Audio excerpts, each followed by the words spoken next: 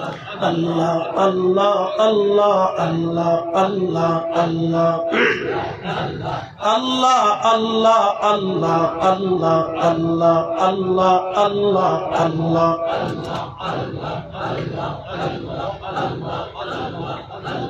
নবীজি কোন সাধনে পাইব তোমায় আল্লাহ আল্লাহ গোলামে দিবেন গো নবীজি কোন সাধনে পাইব তোমায় আল্লাহ আল্লাহ আল্লাহ কালিয়াত বেশি মাখা দিজার দেশে বকরি চরা বন জঙ্গলা আই গো নবীজি কোন সাধনে পাইব তোমায় আল্লাহ আল্লাহ বনের যত পশুগণ ভক্তি করতই দুই চরণ মেঘমালা ছায়া দিত গা আই গো নবীজি কোন সাধনে পাইব তোমায় আল্লাহ আল্লাহ আল্লাহ আল্লাহ আল্লাহ একসাথে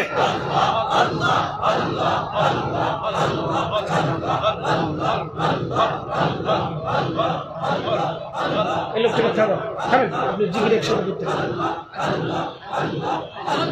আল্লাহ আল্লাহ আল্লাহ আল্লাহ আল্লাহ আল্লাহ আল্লাহ আল্লাহ আল্লাহ আল্লাহ